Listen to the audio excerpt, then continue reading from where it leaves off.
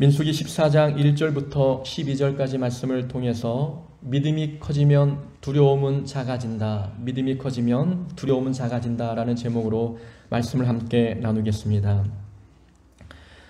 오래전에 배가 한번 아픈 적이 있어서 병원에 간 적이 있었습니다. 오른쪽 옆구리 부분에 통증이 있었는데 누워 있을수록 그 통증이 더 가중되었습니다. 통증 부위를 보니 맹장 있는 곳이라 혹시 맹장염은 아닐까라는 의심이 들었습니다. 자가 진단을 해보았습니다. 누워서 다리를 들었다 내렸다 해보았지만 이상이 없었습니다. 인터넷을 뒤져보니 맹장염에 걸리면 열도 난다고 하는데 발열 증상은 나타나지 않았습니다. 이것은 맹장염은 아니구나라는 생각을 갖게 되었지요. 맹장염이 아니면 무엇일까 고민했습니다. 고민하다가 내린 결론은 이것은 대장암일 확률이 높다라고 생각했습니다. 대장암은 자각 증상을 느끼지 못한다고 들었는데 나는 통증을 느낄 정도면 매우 심각한 단계일 것이라고 생각했습니다. 염려가 되었습니다. 암이라는 생각을 갖고 내 배를 쳐다보니 오른쪽이 조금 부풀어 오른 것 같았습니다. 평소 과민성 대장 증후군이 있고 소화기관이 약한 내 몸 상태를 고려해 볼 때 오른쪽 옆구리의 통증은 영락없이 암이라고 생각했습니다. 암이라고 생각하니 내 자신이 너무 불쌍했습니다. 젊은 나이에 세상을 떠나야 하는 것일까? 내 자녀들은 어떻게 하지? 아빠 없이 어떻게 살아갈까? 걱정이 되었습니다. 병원을 찾았더니 선생님이 엑스레이를 먼저 찍자고 하셨습니다. 엑스레이 사진을 보니 오른쪽 옆구리 아래쪽 부분에 검은 물체가 보였습니다. 마음이 덜컥 내려앉았습니다. 드디어 예상했던 대로 암이구나 생각했습니다. 선생님께 여쭤보았죠. 선생님, 저 검은색이 뭔가요? 선생님이 대답하기를 네, 똥입니다 라고 대답하는 겁니다. 전혀 예상하지 못한 대답이었습니다. 선생님 말씀이 좀 예민한 사람들은 대변이 소장에서 대장으로 넘어가면서 약간 통증을 느낄 수 있다고 말씀하셨습니다. 옆구리 통증의 원인은 암이 아니라 똥이었던 것이죠. 아무런 질병도 없었습니다. 간단한 약을 먹으니 통증도 사라졌습니다. 저는 아무것도 아닌 질병이었는데 제 스스로 암을 만들어냈습니다. 암을 만들어내니 저는 어느덧 암 환자가 되어 고통을 느끼고 있었고 상상 속에서 이미 저는 장례를 치렀으며 아빠 없이 자랄 내 자녀들을 생각하며 슬퍼하고 있었습니다. 그 두려움은 허상이 만들어낸 두려움이었습니다. 다른 사람이 만든 공포가 아니라 제 스스로 만들어낸 공포였고 저는 그 공포 속에 갇혀 평안을 잃어버렸습니다. 이런 경험도 해보았습니다. 10년 전에 운동하다가 왼쪽 아킬레스건이 끊어지는 부상을 당했습니다. 수술을 받았는데 수술한 부위에 염증이 생겨 피부가 괴사되기 시작했습니다. 대학병원으로 옮겨서 수술을 받아야 하는데 의사를 만나려면 3, 4일 걸린다고 하였습니다. 마음이 조급해지고 불안해지기 시작했습니다. 불안이 마음을 지배하자 머릿속에는 또 다른 부정적인 생각이 꿈틀거렸습니다. 수술 부위에 염증이 심각해서 걷지 못하면 어떻게 될까? 평생 휠체어를 타고 다니는 것은 아닐까? 혹시 다리를 절단하게 되면 어떻게 되지? 의족을 끼고 살아야 하나? 의족값은 얼마나 될까? 한쪽 다리를 잃은 목사를 교회는 반가워할까? 라는 불안한 마음을 지배했습니다. 마음이 불안으로 가득하자 저는 일어나지도 않은 일을 상상하기 시작했습니다. 두 다리가 멀쩡했지만 저는 이미 마음속으로 멀쩡한 한 다리를 절단했고 인터넷으로 의족 가격을 알아보고 있었습니다. 저는 멀쩡한 두 다리가 있음에도 불구하고 두려움이 커지자 현실 속에서는 다리를 잃은 슬픔으로 하루하루를 보냈습니다. 이 슬픔과 이 두려움은 누가 만든 것입니까? 이 두려움과 이 공포는 다른 사람이 만든 것이 아니라 제가 스스로 만들어낸 것입니다. 저는 염려를 불안으로 키웠고 불안을 두려움으로 키웠으며 이 두려움을 공포로 자라게 만들었습니다. 다른 사람이 아닌 제 스스로 만들어낸 공포요 두려움이었습니다. 사람의 마음은 참 재밌는 것 같습니다. 마음의 불안의 씨앗이 떨어지면 누가 시키지도 않았는데 스스로 그 불안을 자라게 만듭니다. 복통이라는 염려를 암이라는 공포로 자라게 하고 수술하면 나을 수 있는 다리를 한쪽 다리를 잘라야 하는 두려움으로 키워냅니다. 사람들은 부정적인 생각으로 스스로 불안과 공포를 증폭시키며 살아갑니다. 우리의 삶을 한번 돌아보십시오. 우리는 삶에서 걱정하고 염려하는 문제들이 많지 않습니까? 그 걱정과 염려는 대부분 우리가 스스로 만들어낸 걱정이요 염려 아닙니까? 실제로는 그렇게 걱정할 문제가 아닌데 마음이 두려움으로 가득 차서 문제를 부풀렸고 불안을 증폭시키며 살지는 않으셨습니까? 불안이 커지다 보니 실제로는 크지 않은 문제도 커다란 문제처럼 느끼게 되고 걱정하지 않아도 될 문제가 절망으로 번져갔습니다. 점점 커진 두려움과 불안은 우리의 슬픔도 키웠고 거짓된 공포가 우리의 마음을 더욱더 아프게 만들었습니다. 믿음이 있다고 하지만 믿음의 위력은 온데간데 없이 사라지고 세상 사람들처럼 문제 앞에서 두려워하고 염려하며 살고 있습니다. 두려움이 커지면 믿음은 작아집니다. 반대로 믿음이 커지면 두려움은 작아지게 되어 있지요. 사단이 원하는 것이 무엇이겠습니까? 사단은 우리 마음에 있는 그 믿음을 작아지게 만드는 것입니다. 작아지게 만드는 방법은 간단합니다. 우리 마음에 염려의 씨앗을 하나 딱 뿌려놓고 가면 누가 시키지 않아도 우리는 스스로 그 염려를 두려움을 공포로 점점 키워냅니다. 불안을 증폭시키며 걱정하지 않아도 될 문제 앞에 낭망하며 절망하며 살아가고 있지 않습니까? 현실을 제대로 볼 수 있는 판단력이 흐려지는 것입니다. 마음의 두려움이 가득 차면 영적 판단력이 흐려져서 감사의 조건이 풍성함에도 불구하고 내 눈과 내 마음은 부정적인 곳에 익숙해져서 하나님께 불평과 불만을 쏟아내며 살아갑니다. 만족할 만한 상황과 환경에 처해 있으면서도 마음이 두려움으로 가득하자 우리는 없는 부분에 집중하며 없는 부분을 가지고 스스로 걱정하고 염려하며 살아갑니다. 두려움이 커지니까 믿음은 자연적으로 작아지게 되었습니다. 오늘 본문에 스스로 불안을 증폭시키는 백성들이 나옵니다. 12명의 정탐꾼이 가나안 땅을 정탐하고 돌아왔습니다. 백성들은 정탐꾼의 보고를 들었지요. 10명의 정탐꾼들이 부정적인 보고를 했습니다. 과연 그 땅은 젖과 꿀이 흐르는 땅입니다. 이것은 그 땅의 과실입니다. 그러나 그 땅 거주민은 강하고 성읍은 견고하고 심이 큽니다. 우리는 그들에 비해 메뚜기와 같고 그들이 보기에도 아마 그와 같았을 것입니다. 라고 보고했습니다. 이 보고를 들은 백성들은 어떻게 반응합니까? 밤새 통곡하며 울었습니다. 백성들은 슬픔을 넘어 두려움에 사로잡혔습니다. 그리고 스스로 그 두려움을 점점 증폭시켜 갔습니다. 2절과 3절에 보니까 이렇게 말씀하고 있지 않습니까? 이스라엘 자손이 다 모세와 아론을 원망하며 온 회중이 그들에게 이르되 우리가 애굽 땅에서 죽었거나 이 광야에서 죽었으면 좋았을 것이거늘 어찌하여 여호와가 우리를 그 땅으로 인도하여 칼에 쓰러지게 하려 하는가? 우리 처자가 사로잡히리니 애굽으로 돌아가는 것이 낫지 아니하랴. 두려움에 사로잡히자 백성들은 죽음을 상상했습니다. 자신들은 이미 칼에 맞아 죽어가고 있었고 자신들의 아내와 자녀들은 포로로 잡혀가고 있었습니다. 이럴 바에 차라리 광야에서 죽거나 애굽에서 진짜 죽었으면 좋았을 것이라고 생각했습니다. 두려움에 사로잡힌 백성들에게 가나안 땅은 더 이상 축복의 땅이 아니었습니다. 그 땅은 그들에게 죽음의 땅으로 변해 있었습니다.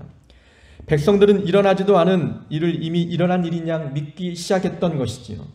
가나안 땅을 정탐하고 온 것뿐인데 백성들은 싸워보지도 않고 이미 패배의 고통을 느끼고 있었습니다. 죽음의 공포를 느꼈던 것이지요. 이 백성들이 느꼈던 이 두려움과 공포는 누가 만들어준 것입니까? 다른 사람이 아니라 본인들이 키워낸 것입니다. 정탐꾼들의 보고를 듣고 본인들이 그 마음의 두려움을 부풀려서 일어나지도 않은 일들을 마치 일어난 것인 양 착각하며 그 마음의 두려움에 사로잡혀 하나님을 향해서 원망하고 불평했습니다. 두려움이 커진 이유는 그들에게 믿음이 없었기 때문입니다. 믿음이 작아지자 두려움이 커졌고 두려움이 커지니 그들은 영적 분별력을 잃어버렸습니다. 여러분, 믿음은 문제를 작아 보이게 만들고 하나님을 커 보이게 만드는 역할을 합니다. 그 믿음이 있는 사람들은 문제는 작아 보이고 하나님이 커 보이게 되는 것이지요. 다윗이 골리앗을 향해 달려가 싸웠던 그 용기는 어디에서 나온 것입니까? 그 믿음입니다. 믿음이 있던 다윗이 볼 때에 골리앗은 작아 보였고 하나님의 능력은 커 보였습니다. 골리앗은 나보다 덩치가 컸지만 그 육신의 눈으로 볼 때의 판단이었고, 믿음의 눈으로 보니까 골리앗 정도는 돌멩이 하나로 쓰러뜨릴 수 있는 매우 작은 적군이었습니다. 믿음이 크니 하나님이 커 보이고 문제는 작아 보였습니다. 믿음은 또한 자신을 보는 안목을 바꾸어 줍니다. 믿음이 없으면 자신은 메뚜기와 같이 보이지만 믿음이 있는 사람에게는 상대방이 나의 먹이가 됩니다. 믿음은 이렇게 영적 자존감에 영향을 미쳐 믿음 있는 사람들은 어떤 문제 앞에서 낮은 자세를 취하지 않습니다. 우리에게는 믿음이 있습니까? 믿음이 있다면 하나님이 커 보여야 합니다. 문제는 작아 보여야 하는 것이지요. 11절에 보니까 하나님께서 백성들을 보고 답답해 하셨습니다. 내가 많은 이적을 행하였으나 어느 때까지 나를 믿지 않겠느냐? 아니, 그토록 수많은 기적을 행하였는데 왜 그 기적을 보고 나를 믿지 않느냐? 하나님이 답답하시면서 말씀하십니다. 이 본문에 나와 있는 백성들은 출애굽 1세대 백성들이었습니다. 출애굽 1세대 백성이라는 말은 그들은 애굽 땅에서 하나님 행하신 10가지 재앙을 경험한 사람들이라는 것입니다. 그들은 홍해바다가 갈라져 바닷길을 걸어왔던 사람들입니다. 마라샘에서 쓴물이 단물로 변화되는 것을 보았고 구름기둥과 불기둥이 나타난 때를 보았습니다.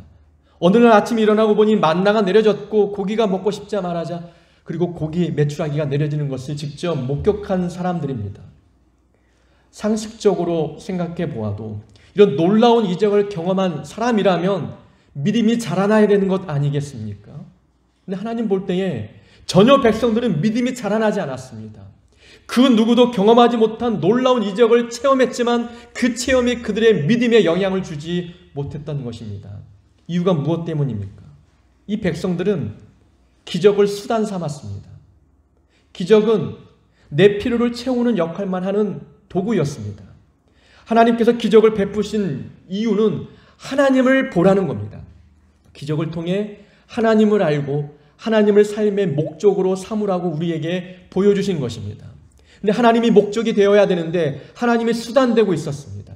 하나님은 내 필요한 것들을 채워주는 분, 내가 원할 때마다 불평할 때마다 내 불평을 잠재워주기 위해서 필요한 것들을 공급해 주시는 그런 분으로만 여겼습니다. 삶의 주인도 아니었고 내 삶은 하나님을 위한 삶이라고 하는 고백도 없는 자들이었습니다. 하나님을 목적 삼지 않고 수단 삼은 사람들에게는 어떤 기적이 나타나도 그 기적을 통해서 하나님을 보지 않습니다.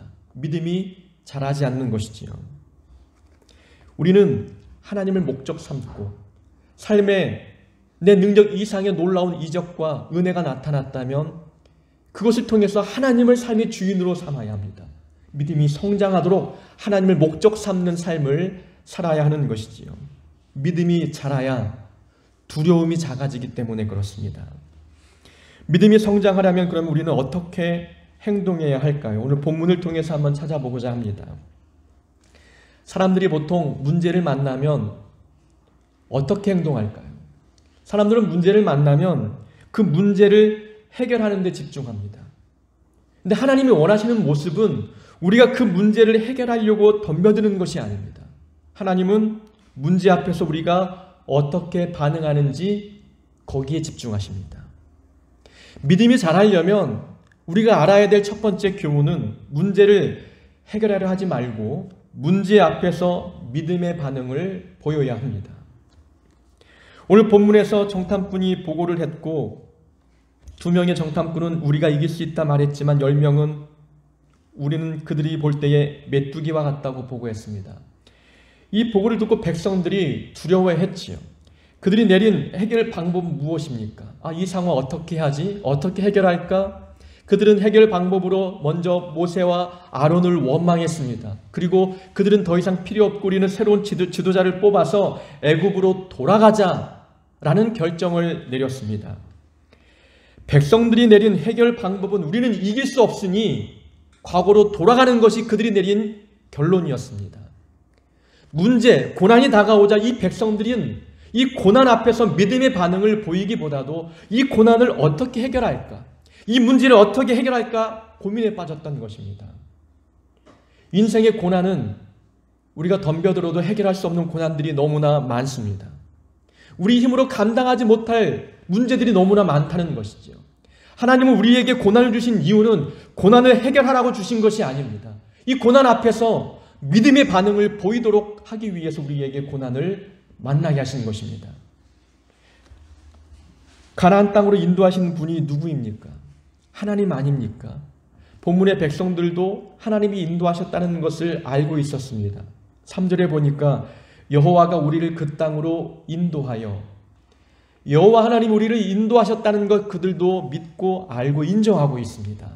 그럼 하나님이 인도하셨다면, 하나님이 인도하신 길목에 만난 이 고난, 이 문제는 누가 해결하시는 것입니까? 하나님이 해결하시겠다는 뜻입니다. 하나님이 인도하셨는데 홍해바다를 만났습니다. 그럼 홍해바다를 만나게 하신 하나님의 의도는 우리로 하여금 그 홍해바다를 해결하도록 하기 위해서 홍해바다를 인생길 앞에 만나게 하신 것입니까? 마라샘을 만났습니다. 목이 마릅니다. 쓴물이 나는 마라샘 앞으로 하나님이 인도하셨다면, 그러면 그 문제를 우리 보고 해결하도록 하기 위해서 그 길로 인도하셨느냐라는 겁니다. 아니라는 것이죠. 하나님이 인도하셨다면 그 문제는 하나님이 해결하십니다. 우리가 할 수 있는 것은 인생의 길목에 놓인 고난 앞에서 믿음의 반응을 보이는 것입니다. 잠잠히 하나님이 역사하실 것을 기다리고 우리는 기도하고 인내하며 하나님의 도우심을 구하는 것입니다. 홍해바다 앞에서 모세가 기도했던 것처럼, 마라샘 앞에서 모세가 기도했던 것처럼, 백성들이 목이 마르고 배가 고플 때마다 모세가 하나님께 기도했던 것처럼 우리는 고난 앞에서 모세와 같이 믿음의 반응을 보이는 자가 되어야 합니다. 하나님이 인도하셨다면 해결은 하나님이 하십니다. 우리가 할 것은 믿음의 반응을 보이는 거죠. 그래서 고난을 만나면 어떻게 해결해야 되지? 라는 생각보다도 어떻게 반응해야 될까? 라는 고민을 더 많이 해야 됩니다. 분노할지, 아니면 기도할지, 아니면 불평할지, 아니면 감사할지, 우리는 고난 앞에서 하나님 앞에 보여야 할 믿음의 반응을 선택해야 합니다. 좋은 믿음이란 문제를 해결하는 능력이 있는 것을 말하지 않습니다. 좋은 믿음은 문제 앞에서 믿음의 반응을 보이는 것, 반응만 보여도, 믿음의 반응만 보여도 좋은 믿음입니다. 하나님은 그 반응을 보시고 하나님이 해결하시는 것이지요. 인생의 고난, 시험거리는 우리 힘으로 감당할 수 없습니다. 내 힘으로 감당할 수 없는데 내가 해결하려고 하다 보니까 내 힘으로 해결이 안 되는 겁니다. 사람을 탓하고 원망하고 하나님께 불평하는 일들이 그래서 생겨나게 되는 것이지요.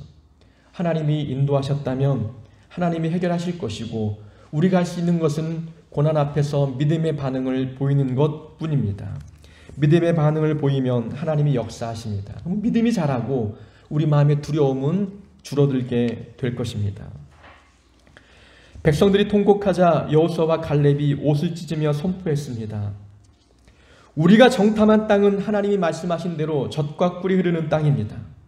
하나님께서 우리를 기뻐하시면 우리를 그 땅으로 인도해 주실 것입니다. 하나님이 그 땅을 우리에게 주실 것입니다. 우리가 그들 앞에 메뚜기가 아니라 그들이 우리의 먹이가 됩니다. 두려워하지 마십시오 라고 외쳤습니다. 참 멋진 외침, 가슴 벅찬 외침 아닙니까? 그 말씀을 들으면 아멘 하고 화답해야 되는데 백성들은 아멘 대신 돌을 집어 여호수아와 갈렙을 치려 했습니다. 큰 슬픔과 두려움에 빠진 백성들은 이미 상황 판단 능력이 떨어졌지요. 그들은 이미 결론을 내렸습니다. 애굽으로 돌아가자. 새로운 지휘자를 뽑아서 애굽으로 돌아가자. 이 가나안 거민들과 싸워봤자 우리는 죽음, 파리 목숨밖에 되지 않는다라는 것이 그들이 내린 결론이었습니다. 그렇게 결정 내리고 있는데 여호수아와 갈렙이 올라가서 싸우자고 하니 거부감이 들었습니다. 그 말씀을 받아들일 마음의 준비가 되지 않았습니다. 자신들의 계획과 다른 말씀이 선포되어지자 분노했고 돌을 집어 그들을 치려 했던 것입니다. 자, 믿음이 성장하려면 어떻게 해야 될까요? 내 생각과 다른 말씀이 들려도 그 말씀을 아멘으로 받아야 합니다. 내 기준과 다른 말씀이 들려줘도 내 기준을 내려놓고 들려지는 말씀을 하나님의 말씀으로 받아들여야 합니다. 내 생각을 포기하지 않고 내 계획을 내려놓지 않고 하나님 말씀이 들려도 그 말씀을 거부한다면 어찌 우리 마음에 믿음이 성장할 수 있겠습니까? 내 생각과 다른 말씀이 들려도 내 감정과 상반되는 말씀이 들려도 그 말씀을 아멘으로 받아야 우리의 믿음이 성장할 수 있습니다. 하나님의 말씀을 들을 때에 간혹 내 기준과 다른 말씀이 들려질 때가 있습니다. 그럴 때 우리는 어떻게 반응하십니까? 그 말씀을 마음에 받아들이고 내 생각을 내려놓습니까? 아니면 그 하나님의 말씀임에도 불구하고 그 말씀을 거부하고 내 생각, 내 고집을 붙잡습니까? 사도행전 7장에 보면 스데반 집사님이 설교할 때 유대인들이 그 말씀을 듣고 마음이 찔렸습니다. 마음이 찔렸다는 것은 성령 하나님이 그 마음에서 역사하고 활동하고 있다는 증거입니다. 마음이 찔렸다면 나와야 될 반응은 회개하는 것입니다. 말씀을 아멘으로 받고 회개해야 되죠. 근데 스데반 집사님의 말씀을 들었던 유대인들은 돌을 집어 일제히 스데반 집사님을 향해서 던졌습니다. 그들은 이를 갈았고 돌을 던졌습니다. 하나님의 말씀을 듣는 바른 태도라고 말할 수 없습니다. 내 생각과 달라도 하나님의 말씀이라면 아멘으로 받는 것이 믿음 성장에 좋은 비결입니다. 서울교회에서 설교 한 번은 했는데 한 여자 집사님이 저를 찾아오셨습니다. 설교한 내용 중에서 본인 생각과 다른 내용이 있다는 것이죠. 본인이 본문을 보았을 때에 다른 분이 설교했던 내용을 듣고 온 겁니다. 그분은 이렇게 해석했는데 목사님은 틀리게 해석했다는 것입니다.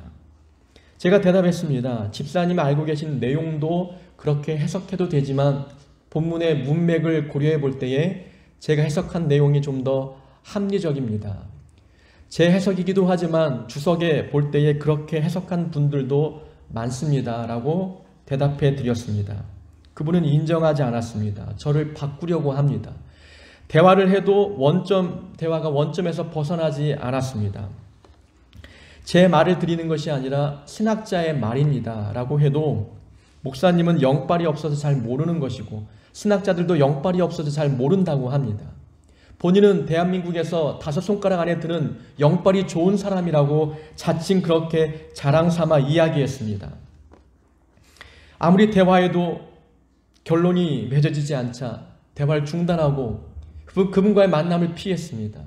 만나주지 않자 전화했고 전화도 받지 않자 문자하셨고 문자에 대한 답도 하지 않자 그분은 편지까지 써서 제 책상 위에 놓아두기까지 했습니다. 우리에게는 자기 생각을 바꾸지 않으려는 강한 욕망이 있는 것 같습니다. 지금까지 살아왔던 삶의 방식을 바꾸려 하지 않고 누군가에게 한번 들은 지식이 고착화되어 그 지식이 틀렸는데도 불구하고 다른 지식을 받아들이려고 하지 않을 때가 많습니다.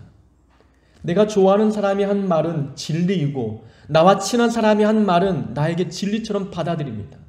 아무리 그 진리가 틀린 진리라고 말을 해도 고칠 생각을 하지 않는 모습이 우리 안에도 있지는 않습니까? 저는 설교를 준비하는데 매우 많은 시간을 투자하는 편입니다. 아버님이 그 모습을 볼 때마다 늘 말씀하시죠. 그렇게 많은 시간을 투자해서 어떻게 평생 설교하며 목회하려고 하느냐라고 말씀하실 때가 있습니다. 타이핑만 치는데 거의 6시간 이상이 걸립니다. 타이핑만 치는 겁니다. 타이핑을 친다는 것은 이미 묵상의 과정이 다 끝났을 때 타이핑이 들어갑니다. 묵상의 과정은 하루 이상 걸릴 때가 있고 이틀이 걸릴 때가 있고 어떤 본문은 어려운 본문을 만나면 일주일 내내 그 본문을 가지고 고민할 때가 있습니다. 나름대로 논리를 갖추려고 하고 그리고 보편적인 교훈을 찾아서 모든 사람이 공감할 수 있는 합리적인 내용을 가지고 설교하려고 노력합니다. 그런데도 불구하고 그 말씀이 여러분 마음속에 걸림돌이 되고 거부 반응을 일으킨다면 언제든지 오셔서 상담하셔도 좋습니다. 제가 틀리면 제가 바꿀 것이고 여러분들이 대화를 통해서 여러분 생각이 잘못되었다면 생각을 바꿀 수 있는 마음의 준비가 되어 있어야 합니다. 그런 마음의 준비가 되어야만 하나님 말씀이 귀에 들어오고 마음에 심겨지고 그 말씀이 열매로 나타나는 것 아니겠습니까? 우리는 주일을 준비할 때 다른 준비할 것이 아니라 하나님 오늘 주일 예배를 통해서 하나님이 말씀하시면 그 말씀을 하나님 음성으로 듣는 내 마음이 되게 해 주옵소서라고 마음을 준비해야 됩니다. 내 생각과 다른 말씀이 들려도 그 말씀을 하나님의 음성으로 바꾸어 들어 그 말씀을 진리로 받아들일 수 있는 그런 내 생각, 내 마음 상태가 되도록 기도해야 됩니다. 사람들은 말합니다. 나이가 들수록 자기 생각을 잘 바꾸지 않으려고 한다. 여러분들은 이 말씀에 동의하십니까? 정말 그런 것 같습니다. 저를 보아도 그렇습니다. 그래서 우리는 끊임없이 하나님 말씀을 듣고 그 말씀을 마음에 새겨야 합니다. 말씀을 들을 때 내 생각을 내려놓고 내 생각을 바꾸려고 끊임없이 노력해야 됩니다. 우리는 악한 존재이기 때문에 말씀을 자주 듣지 아니하면 그 말씀으로 내 생각을 갈아엎지 아니하면 우리의 생각은 늘 부정적으로 흘러가고 악한 쪽으로 흘러갈 수밖에 없습니다. 그래서 목회자라 할지라도 젊을 때는 그러지 않았는데 나이가 들어서 노욕이 생기는 모습들을 많이 보았습니다. 목회자도 말씀으로 자기 생각을 끊임없이 갈아엎지 아니하면 그런 욕심에 빠질 때가 있다는 겁니다. 내 생각을 내려놓고 하나님 말씀을 받아들여야 우리의 잘못된 생각이 바뀌고 믿음이 성장합니다. 그렇게 하나님 말씀을 아멘으로 받아들여야 우리의 믿음이 성장하고 두려움이 줄어들게 됩니다. 밤새 통곡하던 백성들은 애굽으로 돌아가자고 말합니다. 자, 그들이 이렇게 말하지요. 우리가 한 지휘관을 세워 애굽으로 돌아가자. 자, 백성들은 생각하기를 이런 위기가 찾아왔던 원인은 누구 때문이라고 생각했습니까? 모세 때문이라고 생각했습니다. 그래서 모세와 아론을 향해서 원망했습니다. 이제는 모세는 필요 없는 존재가 되었고 새로운 지휘관을 뽑아서 애굽으로 돌아가자라고 이야기했습니다. 그러나 여호수아와 갈렙은 이렇게 말했지요. 하나님이 우리와 함께 하시면 하나님께서 우리를 그 땅으로 인도해 드릴 것이다. 하나님이 우리에게 그 땅을 주실 것이다. 하나님이 우리를 이기게 하실 것이다. 여호수아와 갈렙의 말 속에는 하나님이 계셨습니다. 하나님이 모든 것을 행하실 것이라고 고백하고 있는 말씀 우리에게 보여주고 있지 않습니까? 이 백성들과 여호수아와 갈렙의 차이는 무엇입니까? 백성들 마음 중심에는 사람이 있었습니다. 사람을 의지하고 있었으니 일이 잘 안 될 때 사람을 원망했습니다. 상황을 좀 변화시키고 싶을 때에는 사람을 바꾸려고 했습니다. 다른 사람을 의지하면 상황이 좀 나아질 것이라고 그들은 생각했던 것이지요. 사람을 의지하고 있었습니다. 그러나 여호수아와 갈렙은 하나님이 중심에 있는 사람들이었습니다. 일이 잘 안 돼도 하나님이 지금까지 인도하셨다면 이 고난은 하나님의 계획 가운데 있는 것이야. 하나님이 해결하실 거야. 우리가 하나님을 기쁘게 하면 하나님은 충분히 우리를 통해서 역사하실 거야. 라는 하나님 중심의 생각을 갖고 있었습니다. 백성들은 사람을 의지했고 여호수아와 갈렙은 하나님을 의지했습니다. 자, 믿음이 성장하려면 간단한 교훈입니다. 사람을 의지하지 말고 하나님을 의지해야 되는 것입니다. 우리가 원치 않은 고난을 만날 때 누군가를 원망할 때가 있지 않습니까? 사람을 원망한다는 것은 사람을 의지하고 있다는 것입니다. 하나님을 의지하는 사람은 사람을 원망하지 않습니다. 이 고난, 하나님의 계획 가운데 있는 고난이라고 믿고 하나님의 계획 속에 있는 고난이라면 하나님이 역사할 것 아니겠느냐, 하나님이 해결하실 것이 아니냐라는 생각을 갖고 하나님을 바라보게 됩니다. 백성들은 사람을 바꾸면 된다고 생각했죠. 사람을 의지하는 겁니다. 모세는 이제 믿을 대상이 아니고 우리는 또 다른 지휘관을 뽑아서 애굽으로 돌아가자. 모세보다 조금 더 훌륭한 지휘관을 뽑으면 그를 의지하고 그를 믿고 더 나은 삶으로 나아갈 수 있다고 그들은 믿었던 것입니다. 하나님을 의지해야 우리 믿음이 성장하고 두려움이 줄어들게 됩니다. 하나님이 답답하셔서 말씀하셨죠. 11절에 동일한 말씀입니다. 이 백성들이 어느 때까지 나를 믿지 않겠느냐. 내가 그 많은 기적을 보여주었는데 이 백성들이 어느 때까지 나를 믿지 않겠느냐라고 말씀하십니다. 그런 많은 이적을 보았으면서도 왜 그런 이적을 행하신 하나님의 능력이 지금 이런 문제 앞에서도 또 다른 하나님의 능력이 나타날 것이라고 왜 그들은 믿지 않느냐라고 이야기하시는 겁니다. 과거에도 역사하신 하나님이라면 지금도 역사하십니다. 과거에 이적을 베푸신 하나님이시라면 지금도 이 문제 앞에 이적을 행하실 분 아니겠습니까? 우리가 믿는 하나님과 모세가 믿는 하나님은 같은 하나님이십니다. 하나님이 모세를 통해서 역사하셨다면 지금 이 순간 우리의 삶의 문제 앞에서 우리를 통해서도 역사하실 것 아니겠습니까? 그런 믿음을 하나님이 원하시는 것입니다. 그런 믿음은 하나님의 능력을 믿을 때만이 우리가 소유할 수 있는 믿음입니다. 문제를 만날 때에 사람을 의지하지 말고 하나님을 의지할 수 있기를 원합니다. 우리 삶에서 느끼는 모든 불안은 우리가 만들어낸 불안입니다.